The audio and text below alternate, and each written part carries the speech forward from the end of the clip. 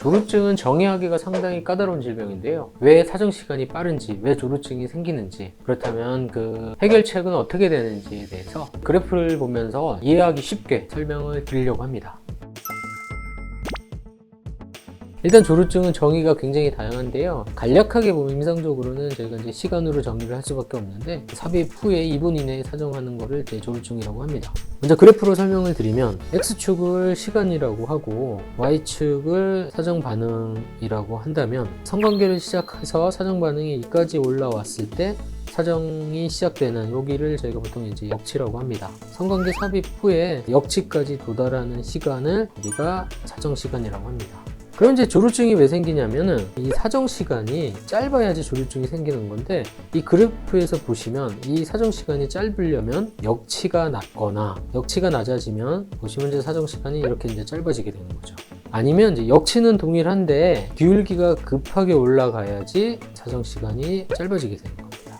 그래서 이 역치가 낮은 상태를 저희가 이제 중추성 조루라고 하고요. 기울기가 급한 상태를 저희가 이제 과민성 조루라고 부르는데, 대부분의 경우는 이제 극단적으로 역치만 낮다든지 극단적으로 기울기만 급하다든지 이런 경우는 거의 없고요. 이 중추성 조루와 과민성 조루가 적당히 혼재해 있습니다. 그래서 이거를 이제 사정 시간을 결국은 우리가 이제 길게 만드는 게 목표인데, 이 사정 시간을 길게 만들려면 이 상태에서 만약에 사정 시간이 지금 여기가 되는데 이 시간을 1로 이동을 시켜야 되는데, 그렇다면 이제 1로 이동시키는 방법은 두 가지겠죠. 역치를 올려주는 방법. 역치를 만약에 여기서 이제 이까지 올려준다면 이 t가 이렇게 길어지겠죠. 새로운 t가 만들어지는 겁니다. 여기가 만약에 2분이라면 여기가 4분이 되는 거고요. 아니면 역치를 올려주는 대신에 이 기울기를 낮춰주면 됩니다. 이렇게 기울기를 낮춰준다면 원래 여기 있던 시간이 이렇게 되는 거죠. 여기가 2분이고 여기가 5분이라면 이렇게 2분에서 5분으로 이렇게 사정 시간이 길어지게 되는 겁니다. 그래서 이제 이 역치를 올려주는 방법이 이제 약물 치료입니다.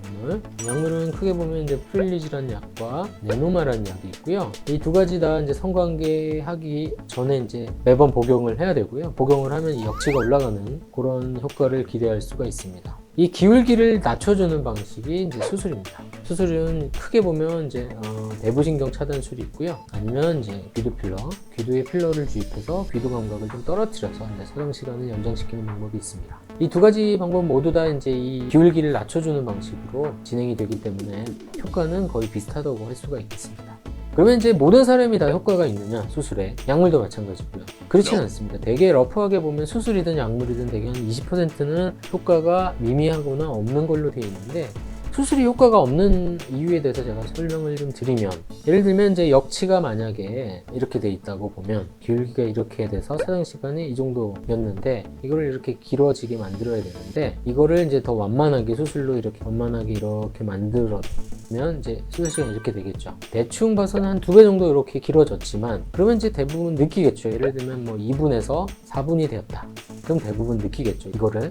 그렇지만 만약에 역치가 낮다면 여기서 2배 정도는 길어졌지만, 예를 들면 여기가 30초였으면 2배 정도 60초 이렇게 길어졌지만 사정 시간이, 이거를 이제 2분에서 4분 늘어난 거랑 30초에서 60초 늘어난 거는 굉장히 다릅니다. 이거 이제 30초에서 60초 늘어난 걸 느끼려면 매번 이제 성관계 할 때마다 이제 스탑워치를 켜고 해야 되는데, 그걸 평균을 내서 늘어났구나 이렇게 느껴야 되는데, 실제로 이제 그렇지 않기 때문에 이거를 이제 효과가 미미하거나 없다고 느끼는 거고요. 만약에 2분에서 4분 늘어나면 이거는 이제 매번 스탑워치를 하지 않는다고 하더라도 이제 실질적으로 느낄 수가 있게 되는 거죠. 그래서 이제 이런 분들이 한 20% 정도 되기 때문에 수술이 효과가 없다고 느끼게 되는 거고요. 아니면 이제 기울기 자체가 원래 급하지 않았던 사람이 수술을 한다고 더 낮춰지지 않기 때문에, 예를 들면 이제 중추성 조루가 더 메인인 거죠, 과민성 조루보다는. 그래서 그런 분들에게도 이제 효과가 없거나 미미할 수가 있는 거죠.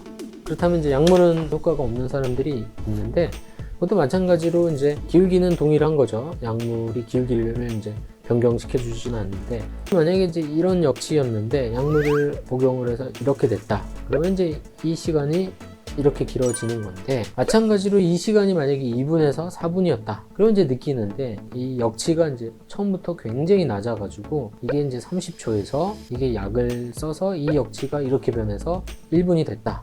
이건 잘 못 느끼시는 거죠. 그래서 만약에 조루증이 있다면 역치가 낮은 중추성 조루인지 기울기가 급해서 생기는 과민성 조루인지 거기에 따라서 이제 결과가 좀 달라지게 되는데, 아까 말씀드린 것처럼 대부분의 경우는 역치도 적당히 낮고 기울기도 적당히 높은 혼합형 조루이기 때문에 수술적 방법으로 이 기울기를 좀 완만하게 낮춰주고 약을 복용해서 이 역치를 적당히 올려준다면 이제 효과를 보실 수 있겠습니다.